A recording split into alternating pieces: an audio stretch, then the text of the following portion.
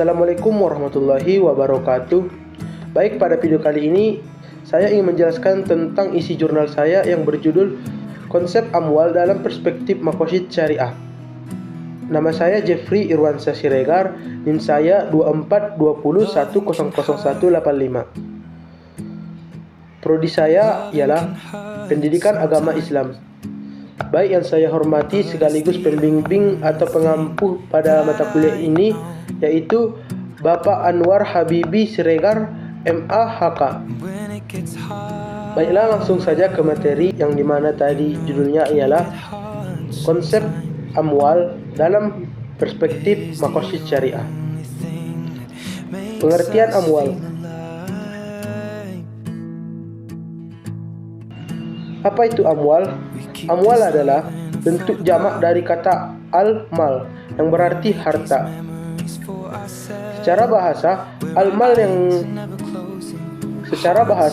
al-mal berarti yang dicintai dan cenderung ingin dimiliki. Adapun beberapa menurut ulama ialah seperti ulama Hanafiyah, ia mengatakan bahwa segala sesuatu yang dapat dihimpun, disimpan, dipelihara dan dimanfaatkan sesuai kebutuhan. Dan berikutnya dari ulama jumhur fuqaha, ia mengatakan sesuatu yang disukai dan diperbolehkan oleh kodrat manusia untuk dimiliki hingga dibutuhkan.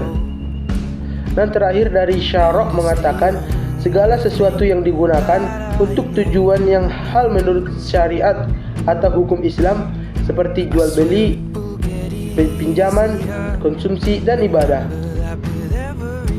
Adapun beberapa karakteristik tentang harta dalam Islam ialah 1. Memiliki nilai dan manfaat. Ibaratnya bisa digunakan untuk kebaikan dunia dan akhirat. Kemudian bisa diperoleh dengan cara halal. Islam melarang memperoleh harta dengan cara batil seperti riba, judi, dan lain-lain. Kemudian harta bersifat amanah. Harta adalah titipan dari Allah. Manusia hanya sebagai khalifah untuk mengelolanya.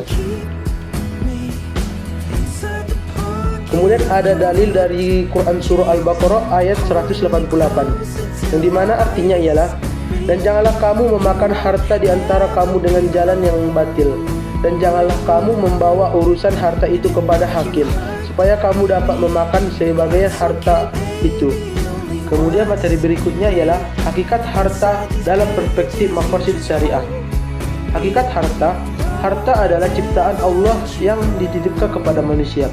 Manusia hanya sebagai khalifah atau pengelola yang wajib mempertanggungjawabkan pengelolaannya di dunia dan akhirat. Kepemilikan hakikat yang hanya milik Allah. Manusia hanya memiliki hak guna sesuai ketentuan syariat dalam Islam.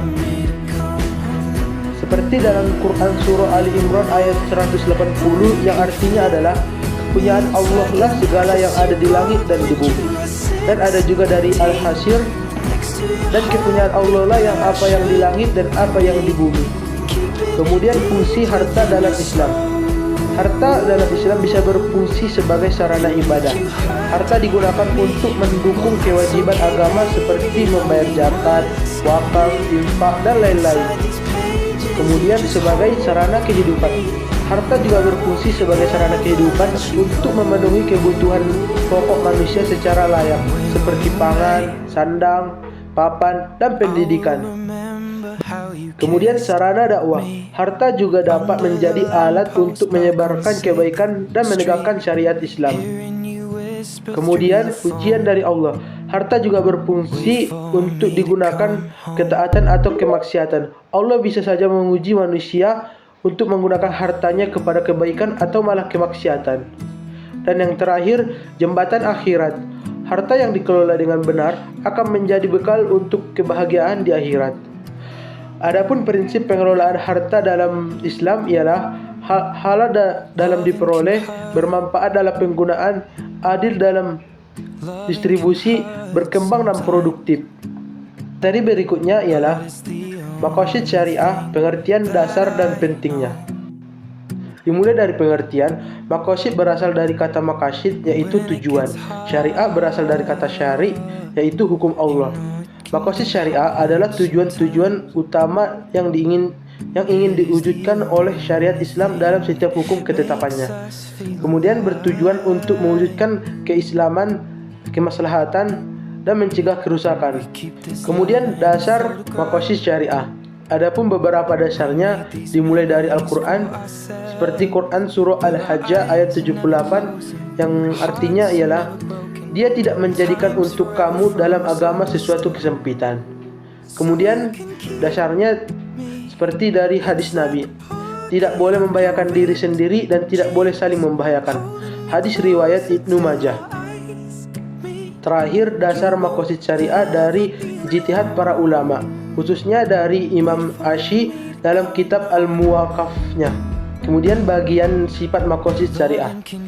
Adapun sifatnya yaitu universal, berlaku untuk semua manusia di seluruh zaman dan tempat di dunia ini.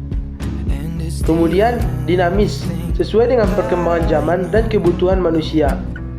Kemudian bersifat berjenjang, terdiri dari kebutuhan duriyat, hajiyat, dan tasiyat. Kemudian mencegah kemudaratan. Kemudian menjaga keseimbangan antara hak individu dan kepentingan masyarakat. Terakhir, mengantarkan manusia kepada kebahagiaan. Materi berikutnya 5 tujuan utama maqasid syariah. Di antara kelimanya ialah menjaga agama.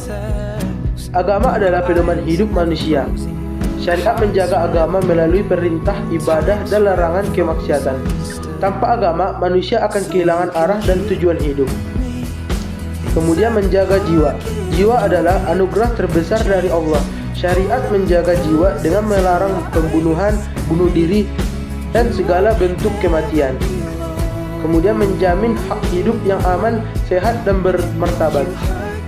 Tujuan berikutnya ialah menjaga akal. Akal membedakan manusia dari makhluk lainnya. Syariat menjaga akal dengan melarang segala sesuatu yang dapat merusaknya, termasuk larangan minuman keras, narkoba, dan lain-lain. Kemudian menjaga keturunan. Keturunan adalah keberlanjutan generasi manusia. Syariat menjaga keturunan dengan mengatur pernikahan, larangan zina, dan perlindungan anak. Kemudian yang terakhir menjadi tujuan maqasid syariah ialah menjaga harta. Harta adalah sarana penting untuk menempang kehidupan. Syariat menjaga harta dari pencurian, perampokan, penipuan, dan cara-cara batil lainnya. Kemudian mengatur kepemilikan, pengelolaan, distribusi, dan penggunaan harta. Kemudian tingkat kebutuhan dalam maqasid. Kemudian daruriyat atau kebutuhan pokok. Jika tidak terpenuhi, ini akan mengganggu atau mengancam keberlangsungan hidup manusia. Contoh agama, jiwa, akal, keturunan, dan harta. Kemudian hajiyat atau kebutuhan sekunder. Dibutuhkan untuk menghilangkan kesulitan dan memudahkan kehidupan manusia. Contohnya transportasi, rumah, teknologi, dan lain-lain. Kemudian kebutuhan tahsiniyat, yaitu kebutuhan tersier yang bertujuan untuk menyempurnakan dan memindahkan kehidupan, seperti contohnya etika, seni, pakaian, dan lain-lain. Kemudian materi berikutnya ialah peran harta dalam perspektif maqasid syariah. Dimulai dari peran strategis harta. Harta juga berperan sebagai sarana mencapai kesejahteraan. Harta digunakan untuk memenuhi kebutuhan pokok dan meningkatkan kualitas hidup secara layak. Kemudian menjadi sarana ibadah dan ketaatan. Harta menjadi alat untuk beribadah seperti zakat, infak, dan sedekah. Kemudian harta mendorong pertumbuhan ekonomi. Harta yang dikelola secara produktif dapat menciptakan lapangan kerja, meningkatkan produksi, dan memperkuat perekonomian umat Islam. Kemudian mewujudkan keadilan sosial. Distribusi yang adil mencegah kesenjangan sosial dan mengurangi kemiskinan. Kemudian menjadi wasilah atau kebahagiaan. Harta yang dikelola sesuai syariat akan membawa keberkahan di dunia dan kebahagiaan di akhirat. Kemudian sebagai alat dakwah dan amar ma'ruf. Harta dapat digunakan untuk mendukung kegiatan dakwah, pendidikan Islam, dan kemaslahatan umat. Kemudian menguatkan kesolidaritas umat. Harta bisa memperkuat persaudaraan melalui tolong-menolong, kerjasama, dan solidaritas sosial. Terakhir, melindungi dari kemiskinan dan ketergantungan. Pengelolaan harta yang baik dapat menjamin kemandirian ekonomi dan menghindari dari sikap minta-minta. Kemudian prinsip pengelolaan harta dalam Islam. Pengelolaan harta yang selaras dengan maqasid syariah. Bisa jadi dengan adil dalam distribusi, halal dalam perolehan, amanah dan tanggung jawab, produktif dan bermanfaat, atau transparan dan bebas dari kecurangan. Kemudian instrumen distribusi harta dalam Islam. Salah satu bagiannya ialah zakat. Wajibnya membayar zakat untuk memenuhi syariat dan membersihkan harta dan membantu orang lain. Kemudian wakaf, menahan harta untuk kepentingan umum secara berkelanjutan. Kemudian infak, mengeluarkan harta di jalan Allah tanpa batasan waktu dan jumlah. Kemudian sedekah, memberi dengan ikhlas untuk mencari ridhonya Allah. Kemudian dan terakhir, hibah dan hadiah, memberi harta kepada orang lain dengan tujuan kebaikan dan mempererat hubungan. Kesimpulannya, harta memiliki peran yang sangat penting dalam kehidupan manusia. Namun, harta harus dikelola sesuai maqasid syariah agar membawa kemaslahatan, keadilan, dan kebahagiaan di dunia dan di akhirat. Baiklah, cukup sekian video yang bisa saya sampaikan. Mohon maaf jika ada yang janggal. Pada Allah saya mohon ampun. Sekian dan terima kasih. Assalamualaikum warahmatullahi wabarakatuh.